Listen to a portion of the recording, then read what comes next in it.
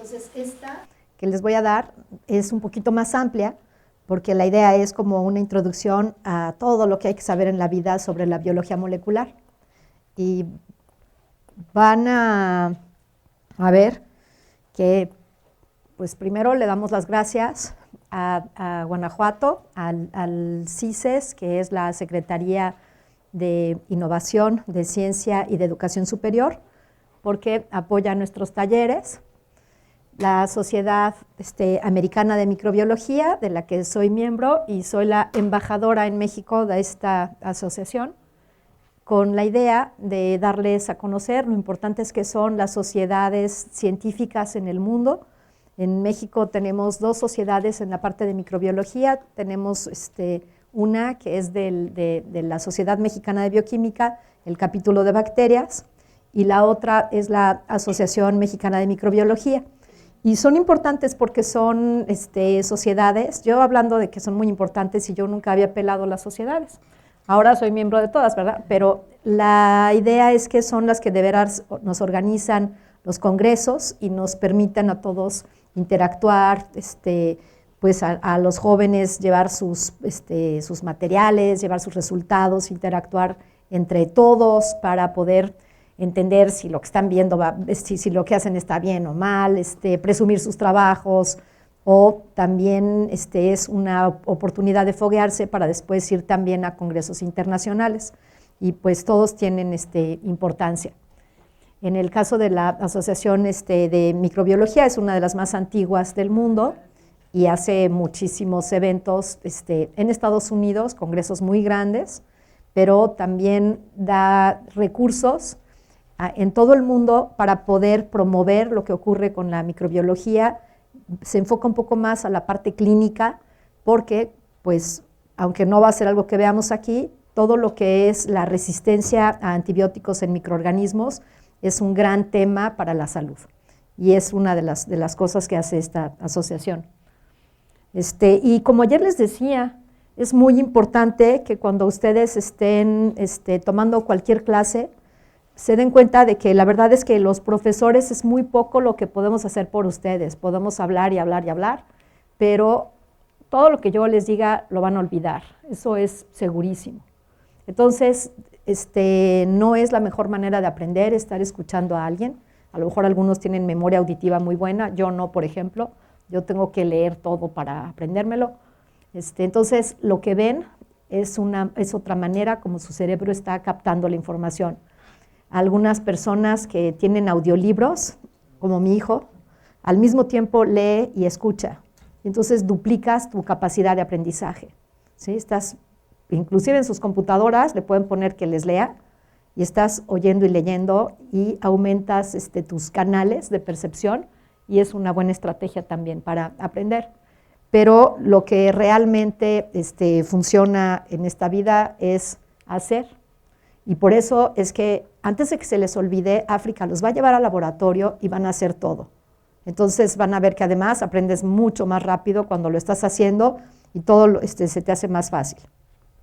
Pero bueno, comencemos entonces con esta introducción a la biología molecular. No nos va a dar tiempo de ver ahorita lo de PCR, eso lo verán más tarde. Y aunque no lo crean, vamos a ver todas estas cuestiones. Vamos a repasar qué es el DNA. Cómo llegas desde el DNA a una proteína. Vamos a ver conceptos como fenotipo y genotipo, organismos modelo, genes y promotores, transformación genética y el concepto de selección. Y todos estos conceptos van a ser muy importantes para la práctica que van a hacer ustedes de transformación en Escherichia coli. Entonces, pues la clave de la vida está en el DNA. Y a mí me parece algo fascinante pensar en 2 células. Esta sería una célula en división que da lugar a 2. Entonces, lo que a mí me parece increíble es pensar que después de que empieza a haber células, esta cadena de división celular no se ha roto nunca. Y eso ha generado toda la diversidad que ustedes conocen. O sea, esto no pasó una vez en el origen de la vida, y luego otra, y cada quien tiene diferentes orígenes. Todos tenemos un mismo origen, todos venimos de células que nunca han parado de dividirse en diferentes organismos. Entonces es algo fascinante. ¿Qué está en el centro de todo esto? Pues el material genético, que tiene toda la información que se va a heredar y que da lugar a las diferentes formas que tenemos en el planeta, ¿no? A toda la biodiversidad. Entonces, una célula, 2 células, y es la continuidad de la vida.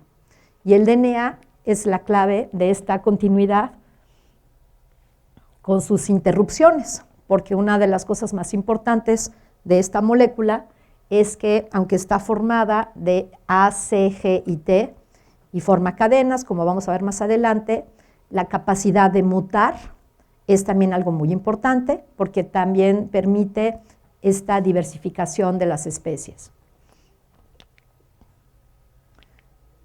Entonces, ¿cómo es que el DNA resguarda la información genética y permite heredarla?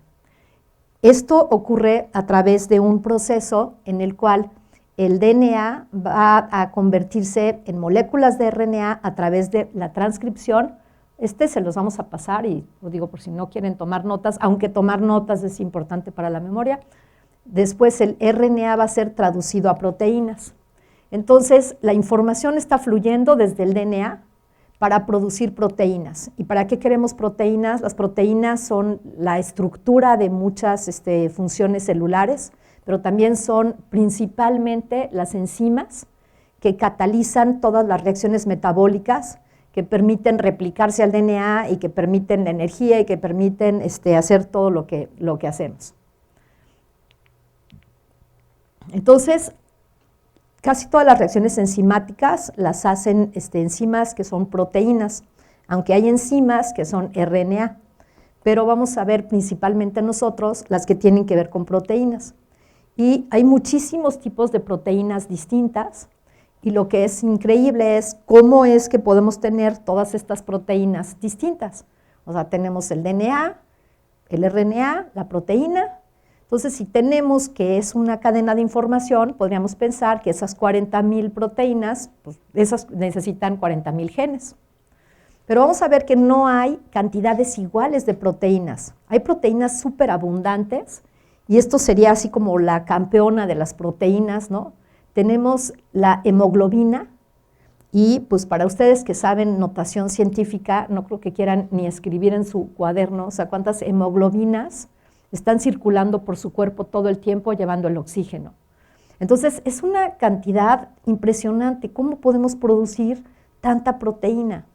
En cambio, hay otras proteínas de las que producimos mucho menor cantidad. Y de estas proteínas que producimos menor cantidad, no sé, ¿pueden decir a ustedes alguna? Una proteína en muy pequeña cantidad. Por ejemplo, algunas son hormonas, ¿no? Algunos receptores, algunas cuestiones que están en el cerebro. Entonces, desde luego, les digo, la campeona es la hemoglobina. Pero ¿cómo llegamos a tener una proteína, ¿no? Abundante o no? Entonces, tenemos el flujo en donde está el DNA con una serie de letras en diferentes combinaciones. Estas van a dar lugar a otra molécula, que ya se me perdió aquí la molécula. Oigan, ¿dónde está mi molécula? Aquí está. Y entonces es el RNA, que le llamamos un RNA mensajero. Y este RNA mensajero nos va a servir como un molde a partir del cual se va a traducir la proteína. Entonces, es lo único que tienen que aprender de este curso, ¿sí? O sea, el DNA con esta información de bases que va a ser transferida a un RNA que se va a convertir en proteína. Y aquí uso colores para indicar que cada 3 bases quieren decir un codón que va a dar lugar a un aminoácido.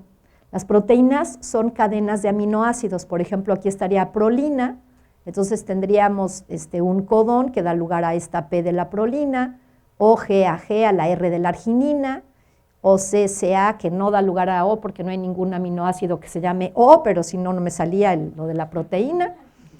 Y es importante porque actualmente estamos inventando codones.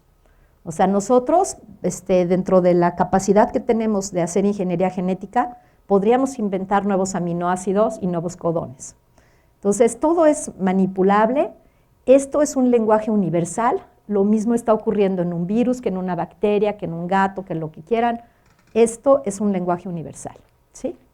Entonces, una cadena de 3 en 3 para tener codones y vamos teniendo una cadena de aminoácidos y tenemos una proteína. Todo esto ocurre dentro de las células. En las células tenemos el DNA.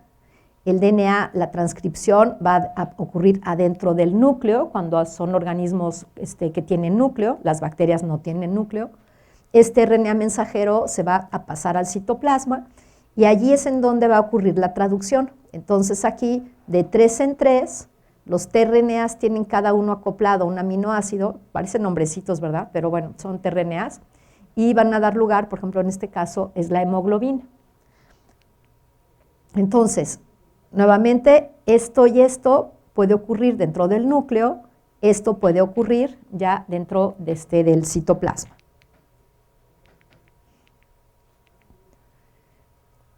Entonces, si tenemos 40,000 proteínas distintas y nada más de una, tenemos 10 a la 21, pues ¿cómo le hacen las células para hacer todo esto? Cuando pensamos en el material genético, pensamos en cromosomas. Entonces, ¿y los cromosomas qué tienen que ver con el DNA? Los cromosomas son un complejo de proteínas y de DNA. Entonces está todo aquí apelotonado y forman estos cromosomas nada más en ciertas fases celulares, pero si desenrollamos esto y le quitamos las proteínas, llegamos a la famosísima doble hélice del DNA. El DNA siempre está en forma de una doble cadena y esta doble cadena es también una de las claves por las que esto puede replicarse y hacer copias igualitas. Entonces, cada vez que se divide una célula, el DNA se copia a sí mismo, de tal manera que todas las células de nuestro cuerpo son iguales. Cuando tenemos hijos, pues entonces allí se combinan una célula del padre, una célula de la madre, y nuevamente tenemos este DNA que va a estar igual en cada célula. Y esta es una cuestión que también es importante, porque si vemos, decir, bueno, pues entonces en un cromosoma está el DNA, y dentro del DNA están los genes, ¿no? Entonces los genes eran esos pedacitos de los cuales podemos generar una proteína. Entonces imagínense aquí que cada uno de estos rectángulos es un gen. En los diferentes cromosomas tenemos acomodados muchísimos genes. Yo aquí inventé un cromosoma, porque no sé ni dónde están muchas de estas cosas, pero en un cromosoma idealizado yo tengo aquí un gen, bueno, pero este es el de la hemoglobina, el de la insulina, una proteína muscular, una enzima digestiva, hormona de crecimiento, ¿sí? Entonces, todo esto está en todas las células. Todas las células tienen el mismo DNA porque se replica, se divide, se replica, se divide. Pero si ves qué proteínas hay en cada célula no tienes las mismas proteínas. De hecho, tienes las células súper especializadas. No es lo mismo lo que pasa en una célula del cerebro que en la célula del páncreas. Entonces, ¿cómo es que todas tienen la misma información del DNA? Entonces, eso es lo que ya viene a ser muy importante. Por eso tenemos que ver qué es la transcripción. Quiere decir que aunque tú en una computadora tengas 15 programas, no los abres todos al mismo tiempo. Abres solo el que necesitas para alguna cosa, ¿no? De hecho, si no, hasta luego la computadora ya truena de que ya no le alcanza la memoria, ¿no? Entonces, aquí pasa igual. Tienes que elegir las proteínas que necesitas en cada una de tus células especializadas. Y aquí lo que vamos a ver es cómo elijo cada una de estas proteínas. Entonces, en la célula de sangre voy a elegir la hemoglobina. En la célula, en una célula va a ocurrir esta cuestión de la transcripción. Voy a tener un montón de moléculas de RNA y estas moléculas de RNA se van a traducir para formar la hemoglobina. Imagínense la cantidad, o sea, de transcritos que tengo que tener para tener 10 a la 21 moléculas. Entonces, en este proceso estoy dando tengo que tener muchísima transcripción de este gen nada más para tener toda esta hemoglobina. Pero ¿qué ocurre en una célula pancreática? En una célula pancreática no necesito hemoglobina. Entonces, en esa célula no voy a tener la producción de RNA mensajero de hemoglobina, voy a tener RNA mensajero de insulina, ¿sí? Entonces, el proceso de transcripción es muy importante porque es el que elige ¿cuál de todos los miles de genes que están en los cromosomas voy a estar utilizando en cada célula? Entonces voy a elegir en cada célula diferentes RNAs mensajeros y solo esos los voy a mandar al citoplasma para traducirlos. Entonces, esa es la manera, como puedo yo explicar, que todas las células tienen la misma información genética, pero solo voy a traducir información genética relevante para cada célula especializada, ¿sí?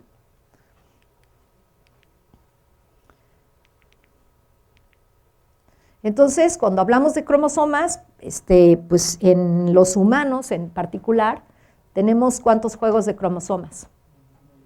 23 juegos de cromosomas.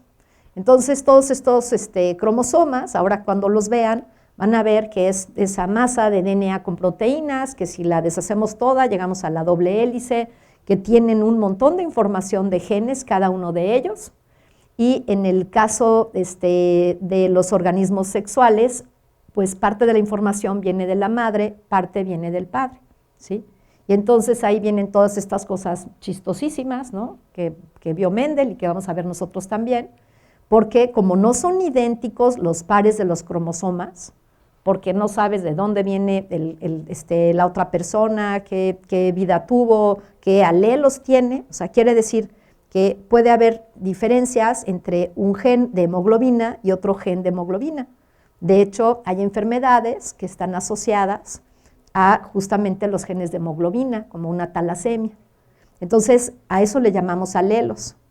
Y vamos a ver que entonces en la parte de los cromosomas, cuando tenemos del padre y de la madre, pues vienen una cantidad de cosas bastante interesantes.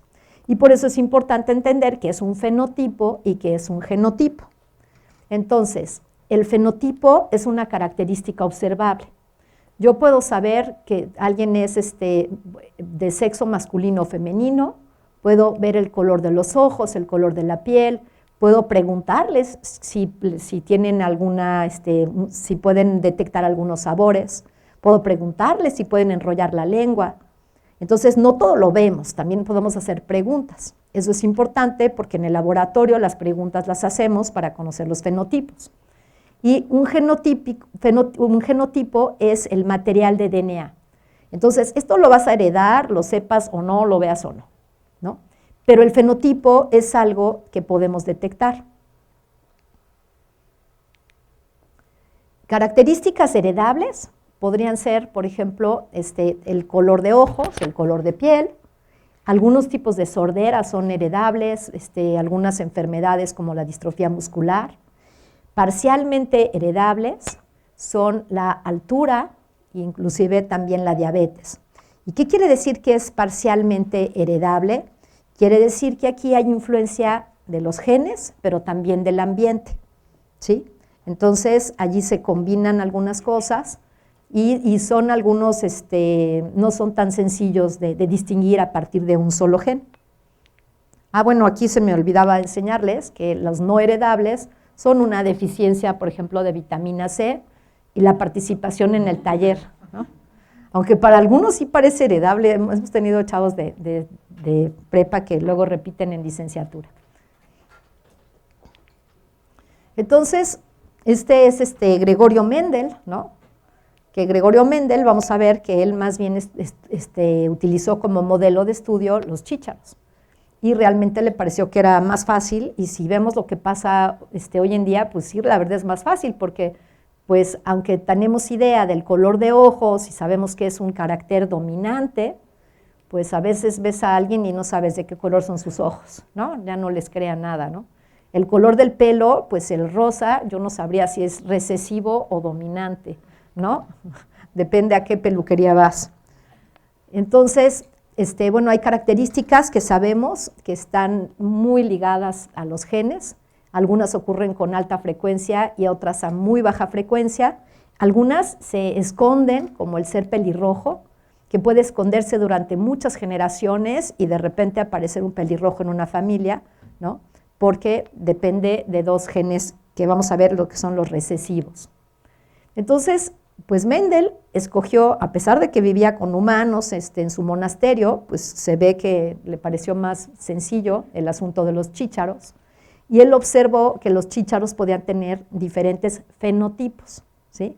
Entonces seguramente no les llamaba fenotipos, pero veía que había chícharos de diferentes colores, que había unos redondos y que había unos arrugaditos, que había también diferentes tipos de envolturas, de altura de la planta, del color de la flor. Y entonces él empezó a hacer este tipo de estudios, y ahora sabemos que todo esto tiene que ver con el DNA, en donde un chícharo rugoso tiene 2 genes, por ejemplo en este caso, que serían dominantes, y cuando son dominantes les ponemos mayúscula. Entonces aquí tendríamos RR dominante, y los rugosos son 2 recesivos, y usamos minúsculas para los recesivos.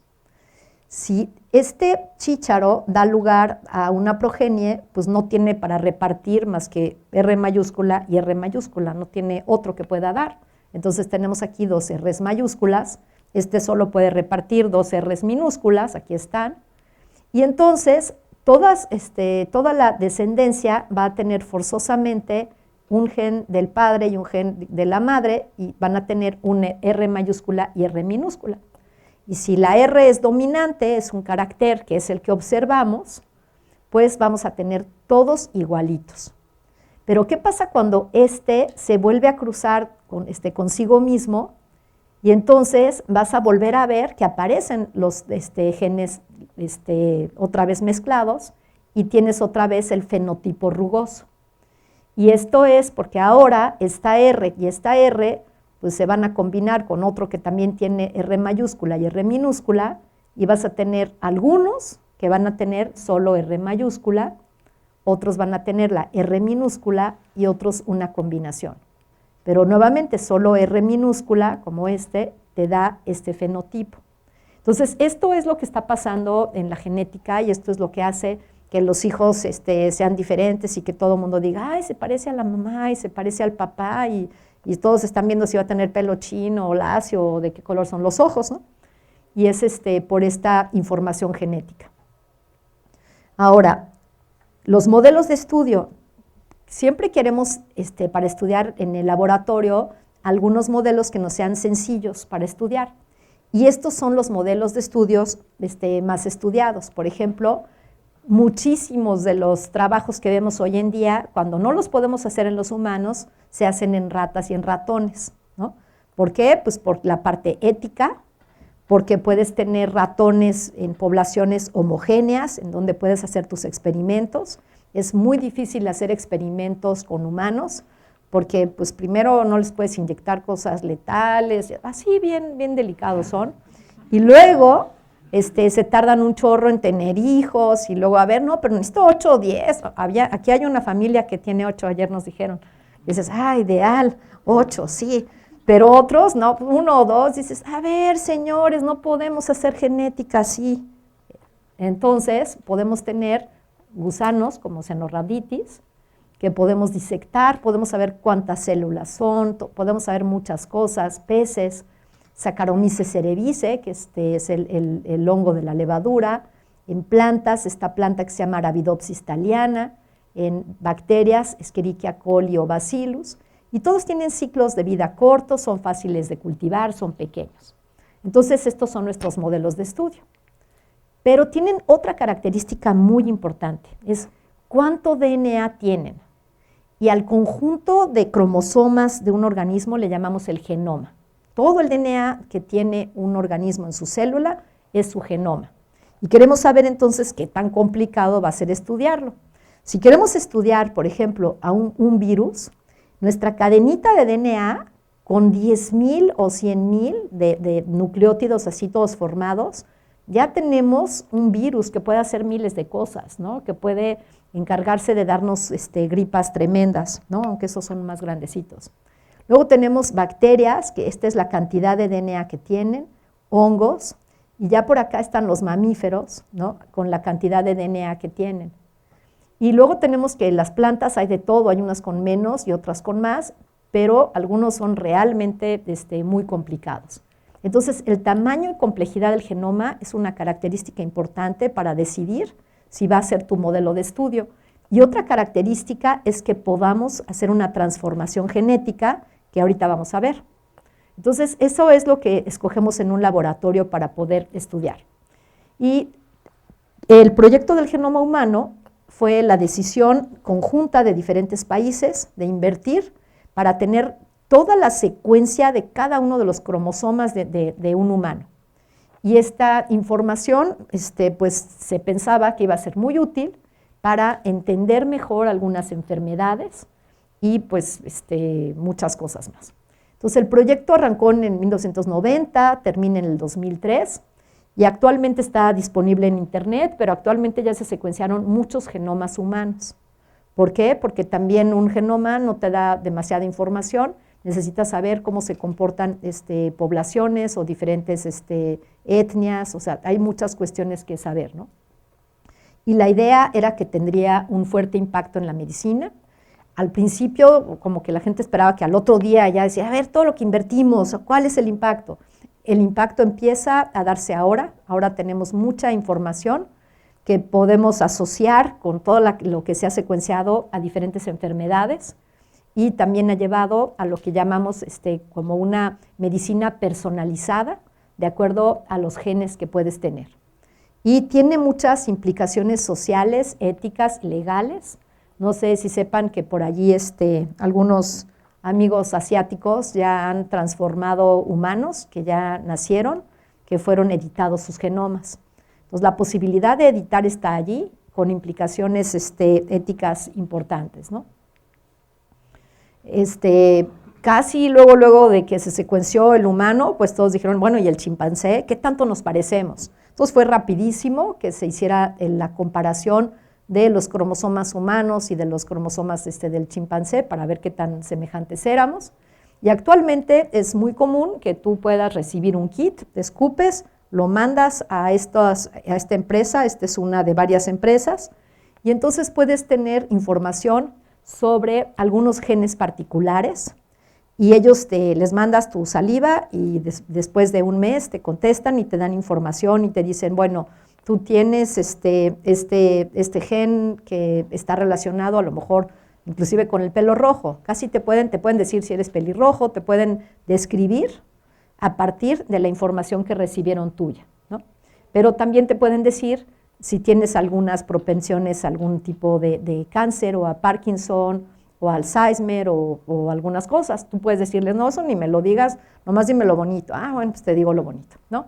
Entonces, esto es una realidad. Aquí mismo en Simvestab, Carla les va a dar una de las clases y Carla con Andrés Moreno, ellos tienen la colección más grande, más profunda de las etnias de México. Entonces, con tu DNA te pueden decir qué porcentaje tienes de chichimeca, de zapoteca, de maya, de lo que sea, porque es la base de datos más importante de México sobre las etnias, ¿no? Ven qué rápido ya vimos el DNA, las proteínas, el genotipo, organismos modelo, y vamos a ver ahora la transformación genética. Entonces, tenemos una bacteria, ¿no?, con un DNA. Si podemos tomar un pedazo de este DNA y ponérselo a la planta, ¿no?, si ven este cachito anaranjado que por aquí está, pues hemos hecho una transformación genética. Lo único que hicimos fue tomar un pedazo de DNA de la bacteria y ponerlo aquí. Para facilitar nuestra vida, lo que hacemos, bueno, y esto tiene que ver con lo que les comentaba, tenemos un lenguaje universal. Entonces, si yo meto un DNA de bacteria a la planta, no hay ninguna razón por la que no pueda funcionar. Se va a poder, si logro que se transcriba, voy a poderlo traducir igualito. Tenemos un código universal. Los mismos codones codifican para el mismo aminoácido. Entonces, lo que yo ponga dentro de la planta me va a dar lugar a la misma proteína que tenía yo en la bacteria. Por ejemplo, actualmente se han tomado genes de la insulina, se han puesto en una bacteria y ahora podemos, la gente que utiliza insulina, la están obteniendo de una bacteria. Porque la bacteria va a hacer la traducción, la bacteria no sabe de dónde sale el gen, nada más sabe que está transcrito algo y lo va a traducir. Entonces, eso es una propiedad muy, muy importante. Entonces, imagínense que este fragmentito de DNA lo meto yo en la planta. Si logro que se exprese, que ahorita vamos a ver esto, quiere decir que se transcriba y que se traduzca, pues puedo cambiar el fenotipo de la planta. Entonces cambié el genotipo al darle un fragmento de DNA de una bacteria y cambié su fenotipo, ¿sí? Entonces, los cromosomas son bien largos, son difíciles de manejar, no es tan fácil como que yo tome un pedazo de DNA y se lo ponga a una planta. Por ejemplo, si no, todo el DNA que nos comemos todos los días, ¿sabemos que comemos DNA todos los días? ¿No? Pues no puedes escupir el DNA de la zanahoria, ¿no? O sea, te comes todo. Entonces, todo el tiempo estás comiendo DNA y no te transformas.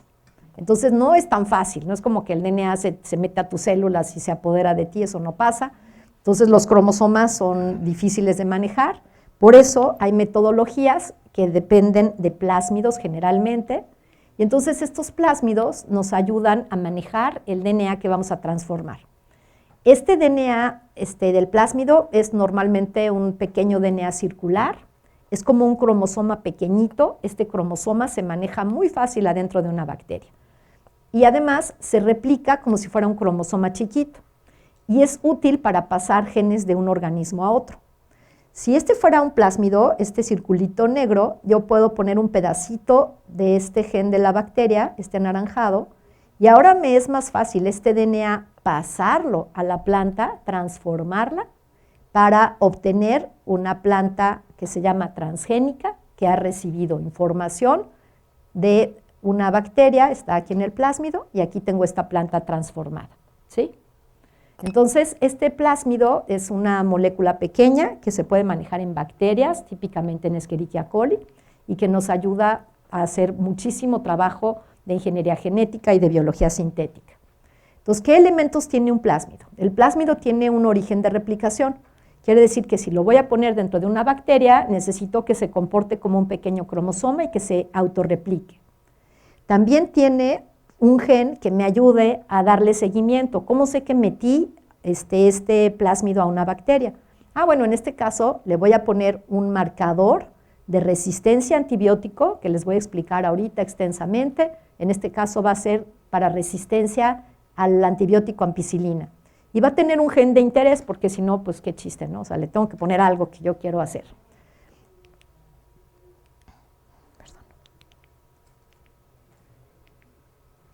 Y entonces vamos a ver qué es esto, qué le puedo poner que sea interesante, ¿no? Por ejemplo, hablamos mucho de los plásmidos, hablamos de que algo voy a escoger, pero ¿cómo voy a hacer todo esto y cómo transcribo algo? Entonces vamos a entrar al terreno de los promotores, ¿sí? Ahorita vamos a regresar a los plásmidos, pero vamos a entrar primero a entender qué son los promotores. ¿Cómo puedo elegir un gen particular en una célula para que se exprese? Entonces, el promotor dice, eso lo decido yo, ¿sí? El promotor es una secuencia de DNA también, pues el DNA es una cadena larga de puro DNA, entonces una parte de la cadena codifica para este gen, de donde sale el RNA y lo voy a traducir, pero hay unas partecitas pequeñas que son nada más para información. Esas reclutan proteínas que dicen, a ver, este es el gen que voy a expresar, sí. Bueno, pues vamos a hacer la transcripción. Entonces, cada gen tiene un promotor distinto y ese promotor va a decir cuándo se va a transcribir, dónde y en qué cantidad. Y el promotor va a estar regulado a veces vas a decir, a ver, yo no quiero insulina todo el tiempo, yo nada más quiero insulina cuando necesite yo manejar cantidades importantes de glucosa. Entonces, no está la célula, el páncreas, todo el tiempo echándome insulina, solo en ciertas ocasiones, está regulado. En cambio, por ejemplo, a lo mejor la hemoglobina, ¿hay algún momento en que no quieran respirar? No, ¿verdad? Entonces, esa está todo el tiempo prendida. Entonces, tenemos algunos promotores a los que les llamamos constitutivos, que funcionan todo el tiempo, y los regulados, que funcionan en condiciones especiales. Entonces, nuevamente, tenemos el cromosoma, tenemos todo un proceso de transcripción, tenemos la insulina y cada uno de los genes está acompañado de un promotor. Nuevamente, ahora ven que están, además de los rectángulos grises, tenemos barritas de colores que son señales que son promotores. Este tiene un promotor verde para que se transcriba este RNA, para que se traduzca y para tener esta insulina, y esto ocurre en una célula pancreática. Nuevamente, esto ocurre en el núcleo, el RNA va a salir y va a ser traducido allí. Entonces, esto sería una célula pancreática, en donde de manera regulada se va a transcribir, por ejemplo, la insulina o la hemoglobina o lo que vaya a ser. Pues ahora, ¿qué pasa en las plantas? Lo mismo, tenemos genes de interés, tenemos genes en la hoja, genes de raíz, son distintos. ¿Qué se les ocurre que da el color de las hojas en las plantas? La clorofila. Entonces, seguramente tienes un montón de proteínas que están involucradas en la síntesis de la clorofila. Entonces, esas proteínas son las proteínas que yo digo que son los genes de la hoja. Estos genes de la hoja tienen un promotor que se va a expresar en la hoja. Entonces, en una hoja vamos a estar viendo que tenemos los RNAs mensajeros para los genes de la hoja. Pero en la raíz, aunque tenemos los mismos genes, porque este es igualito que este, solo se está expresando el promotor de la raíz, solo tenemos este gen de la raíz, ¿sí? Entonces, puede ser que estén regulados y que este está regulado y que solo cuando hay luz está expresando estos genes de la clorofila. Este a lo mejor es un exudado y solo se está expresando cuando hay ciertas características en el suelo, pero a pesar de que es el mismo DNA, voy a elegir cuál voy a expresar y eso lo voy a decidir en base a sus promotores. Pero a ver, si el promotor es así como tan salsa y dice, a ver, yo aquí mando, ¿qué ocurre si intercambio si este promotor lo pongo aquí y este promotor lo pongo aquí? ¿Podrá funcionar? ¿Podrá la célula equivocarse y ahora estar produciendo en la hoja una proteína de raíz? Pues sí, puedo cambiar el promotor, puedo moverlo del lugar y ahora este gen que es para la hoja, pues no vas a ver, pero aquí tiene todas las funciones para ser expresado en la raíz. Y el de la raíz tiene todas las funciones para ahora ser expresado en la hoja. ¿Y qué va a ocurrir? Pues a lo mejor, si antes yo tenía este fenotipo, que es este fenotipo en donde cada quien se expresa en su lugar, si ahora lo intercambio, puedo tener algo que se exprese al revés. Entonces, si entendemos cómo se regula un promotor, podemos hacer todo tipo de cambios de ingeniería genética, ¿sí?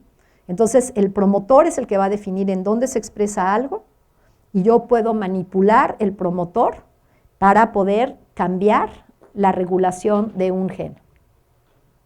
Entonces, vamos a verlo ahora con el gen de la planta. Un gen de la planta tiene un promotor de planta, ¿sí? Un gen de bacteria tiene un promotor de bacteria.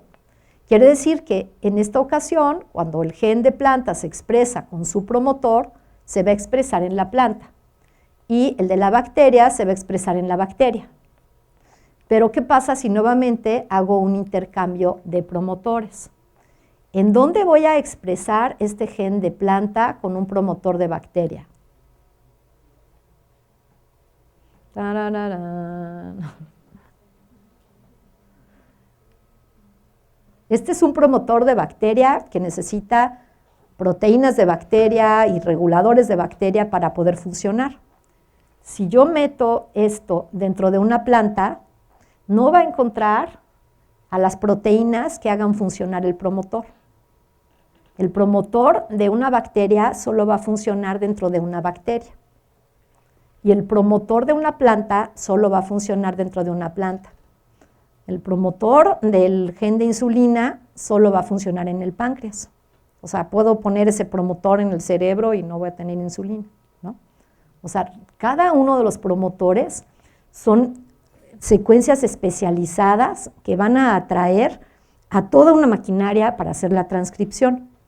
Entonces, ahora sí, si el promotor de bacteria solo funciona en una bacteria, ¿esto dónde va a funcionar? En una bacteria nada más. Quiere decir que yo puedo tomar un gen de la planta y ponerlo en una bacteria a funcionar, siempre y cuando le ponga un promotor especial de bacteria. Pero quiere decir que si quiero el gen en la planta, le pongo un promotor de planta.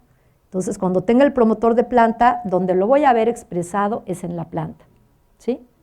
Entonces, esta es la base de la ingeniería genética. En la ingeniería genética tengo que saber qué gen quiero, pero tengo que saber cómo lo voy a controlar, con qué promotor.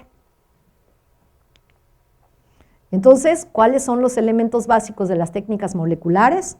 Saber qué gen me interesa, un plásmido donde pueda yo transformar, usarlo para manipular, y el organismo que pueda yo transformar genéticamente. No importa que tenga todo listo para transformarlo, no sé, ¿cuál es su mascota, perro? Ay, sí. Bueno, si no puedo transformar su perro, pues no puedo meter ningún gen, ¿sí? Entonces necesitamos ser capaces de transformar a los microorganismos o a sus células o hacer algo para poder hacer esta manipulación. Entonces ahora vamos a ver, bueno, ya genes promotores y vamos a entrar a cómo hacemos realmente la manipulación. O sea, ya sé que tengo plásmidos, genes y tengo otras cosas, pero voy a tener que meter generalmente esto en una bacteria. Mucho de mi herramienta va a ser una bacteria a la que le voy a poner un plásmido. Entonces, en la microbiología básica sabemos que si en una caja Petri, con un medio de cultivo adecuado, ponemos una bacteria, esa bacteria va a dividirse y va a pasar de ser invisible a tener 10 a la 8 células que voy a poder ver así, tal cual, con los ojos. Y entonces estas se llaman colonias bacterianas, pues, que crecen en una caja Petri. ¿Qué pasa si en la caja Petri pongo un medio nutritivo sin antibiótico, pero en otra pongo un medio nutritivo y un antibiótico? Si esta Escherichia coli es sensible al antibiótico, pues se va a morir. Ninguna de las células que yo ponga en esta caja va a crecer y va a desarrollar una colonia. Y esa es la razón por la que tomamos antibióticos cuando tenemos una infección bacteriana, que las bacterias van a cesar su división y ya no van a poder continuar allí y en teoría vamos a poder quitar a estas bacterias. Esto si no generan alguna resistencia a las bacterias. Y las bacterias pueden volverse resistentes a los antibióticos a través de algunos genes. Aquí tenemos el ejemplo del gen de la ampicilina. El gen de la ampicilina tiene su promotor para la ampicilina, se puede transcribir y puede dar lugar a una proteína, y esta proteína es una enzima que degrada a la ampicilina. Y entonces, ¿qué es lo que ocurre si en una bacteria yo le pongo este plásmido? Cuando yo pongo ampicilina a una bacteria, la ampicilina lo que va a hacer es que va a interferir con el mecanismo de producción de la pared celular. En todas las bacterias, durante la división celular, se tiene que formar desde el principio otra vez una célula que tiene una pared celular. Esa pared celular tiene muchas enzimas y muchos pasos, y antibióticos como la ampicilina interrumpen este paso de síntesis de la pared celular. Pero si yo tengo el antibiótico degrada a este antibiótico y ahora puede esta bacteria sobrevivir, ¿sí? Entonces, yo le puedo poner un antibiótico a las bacterias, como es el caso cuando ustedes se toman el antibiótico, y este antibiótico, pues lo que va a hacer es que las va a matar, si es que no se encuentra con una enzima que mate al propio antibiótico, ¿sí?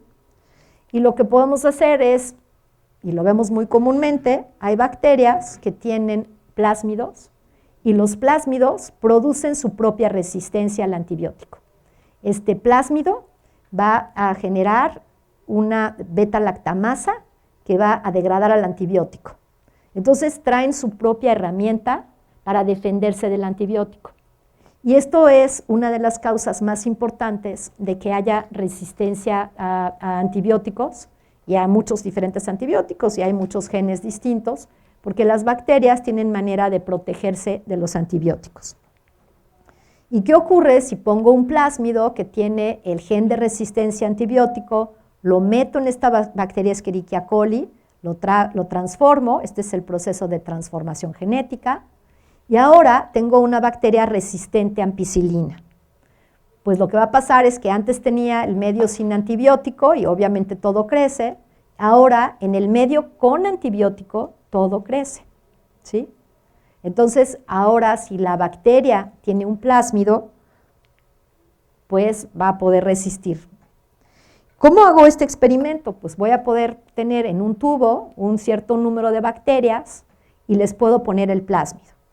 Algunas de estas bacterias van a tomar el plásmido y se van a transformar genéticamente, y aquí las marco como que tendría millones y millones de bacterias, y las anaranjadas son las que capturan al plásmido, y al capturar este plásmido, el plásmido se expresa, produce el gen de resistencia a antibiótico y ahora pueden resistir al antibiótico. Entonces, en un medio sin antibiótico, que es no selectivo, crece cualquiera de estas bacterias, tanto las transformadas, que son las anaranjadas, como las azules, que son las no transformadas. Todas van a crecer porque no hay un antibiótico selectivo. Pero si yo tengo aquí antibiótico, solo van a crecer las bacterias que fueron transformadas, que son capaces de expresar el gen de la ampicilina, que la ampicilina está degradando al antibiótico, ¿sí? Entonces, esto es una de las metodologías, digamos, clásicas de la biología molecular, en donde podemos usar un plásmido, ponerlo en una bacteria, la bacteria la podemos seleccionar aquí. Y el proceso de selección, pues es tan fácil como pensar en la selección para entrar al taller Ciencia Viva, ¿no? ¿Cuántos alumnos compitieron por entrar? ¿Cuántos alumnos quedaron? Hubo un proceso de selección. Les juro que no matamos a los demás, ¿no? O sea, aquí el proceso hay un escrutinio y se eligen, ¿no? Esa es una manera de hacerlo. En este caso es mucho mejor hacerlo así porque cuando estamos haciendo este experimento tenemos millones de bacterias, literalmente tenemos aquí 100 millones de bacterias. Y entonces imagínense un escrutinio, o sea, ni con todos los del taller Ciencia Viva voy a andar buscando entre millones cuál es la que tiene el plásmido. Por eso es mejor hacer una selección en donde todo lo que no tiene el plásmido se va a morir porque no va a poder resistir al antibiótico.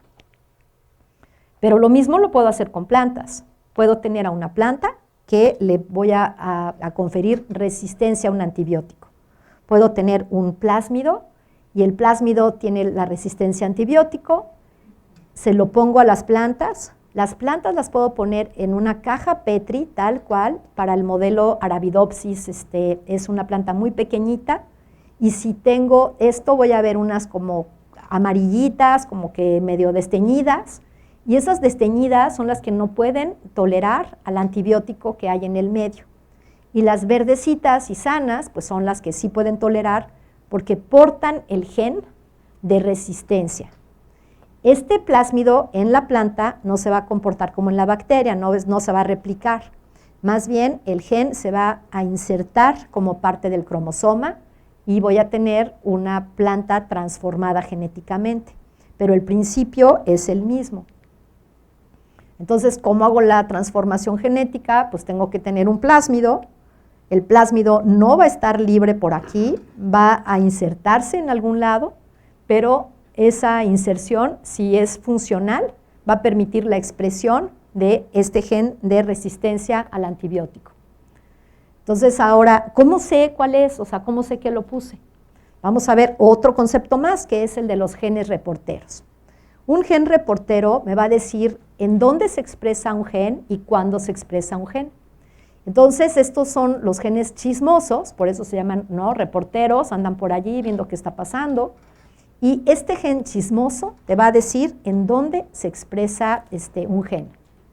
Uno de los genes reporteros más famosos es un gen que se llama GFP. El GFP es el de la proteína verde fluorescente y ocurre de manera natural en la naturaleza en una medusa y hace que sea fluorescente, ¿sí? Entonces, si es una proteína, si es fluorescente en la medusa, ¿qué piensa alguien que hace ingeniería genética? ¿Cuál es el gen? Vamos a clonarlo, vamos a ponerlo en un plásmido, vamos a ponerle un promotor para la bacteria y vamos a ver si funciona. O pues lo puedo poner con un promotor de planta y vamos a ver si funciona en la planta. Y si la quiero poner en un conejo, ¿qué promotor le pongo? De conejo. ¿Y se ha hecho? Sí, hay un conejo que no voy a haber muerto, ¿no? Se llamaba Alba, no se murió por eso, o sea, ya fue hace muchos años. Pero Alba era un conejo que pues, si apagabas la luz podías verlo ahí al pobrecito por todos lados, ¿no? Ya sabías dónde estaba. Entonces, esta proteína, por ejemplo, si la ponemos dentro de una bacteria, en este caso en Yersinia, podemos ver que ahora Yersinia va a florecer. Podemos hacer otros trucos, podemos amarrar esta proteína a otra proteína que conocemos. Por ejemplo, decimos, hay una proteína que se pega en los telómeros de todos los cromosomas. Todos los cromosomas al final tienen una puntita que se llama telómero. Y en esa puntita se pegan proteínas. ¿Qué pasa si yo amarro de manera artificial, uniendo dos genes, la proteína de fluorescencia a una proteína que se une a los telómeros? Pues ahora puedo ver si realmente los telómeros están en las puntitas de los cromosomas, porque puedo marcarlos. Entonces aquí estoy viendo el marcaje de los telómeros. Entonces puedo hacer muchos trucos si tengo un gen reportero.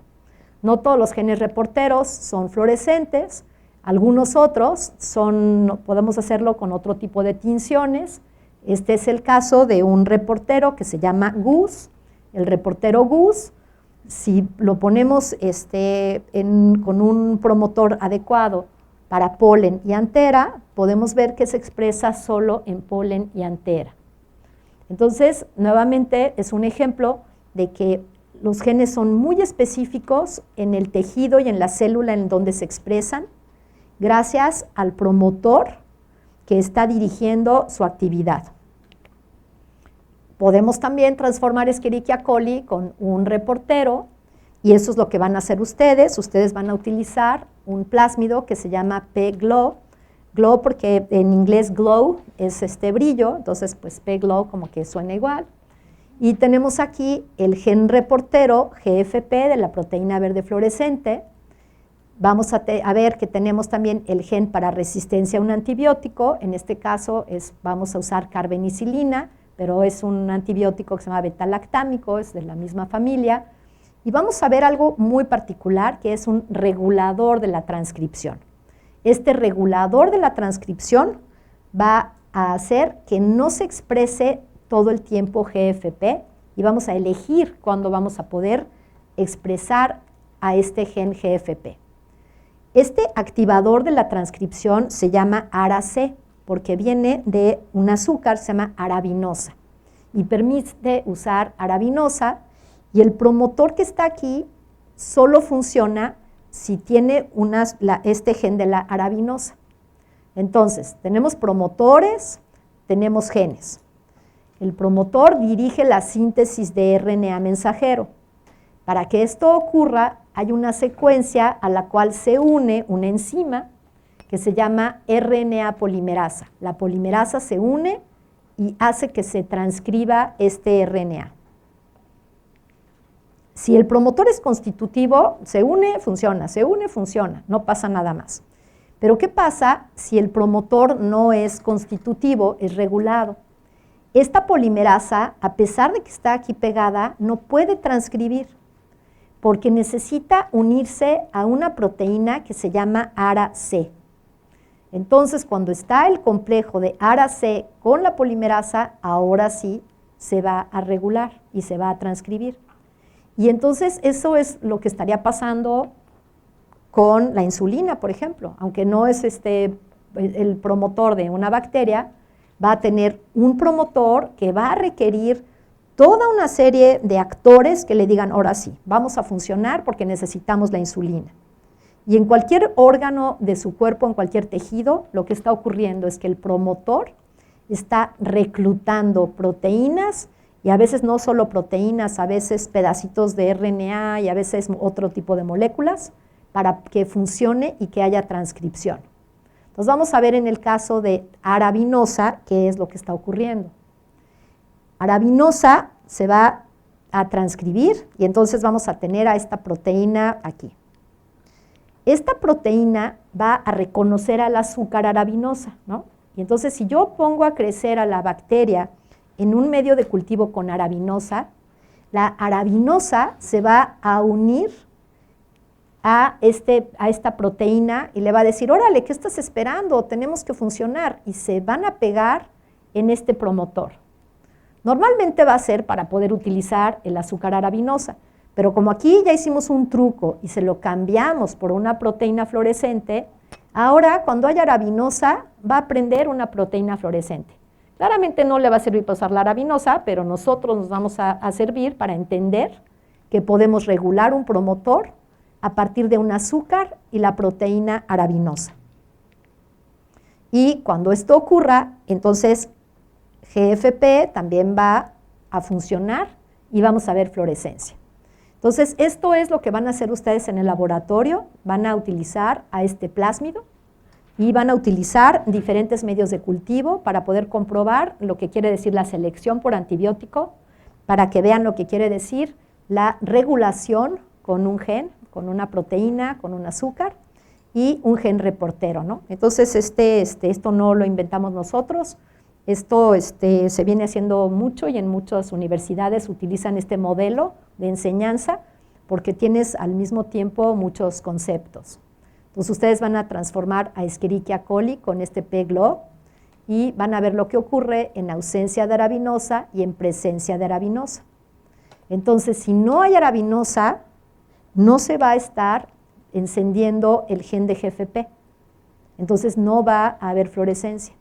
Necesita haber arabinosa para que ustedes puedan ver que está funcionando el promotor y vean la expresión de GFP, ¿sí? Entonces, esto es lo que van a hacer con África y con los instructores en el laboratorio. Y creo que con eso termina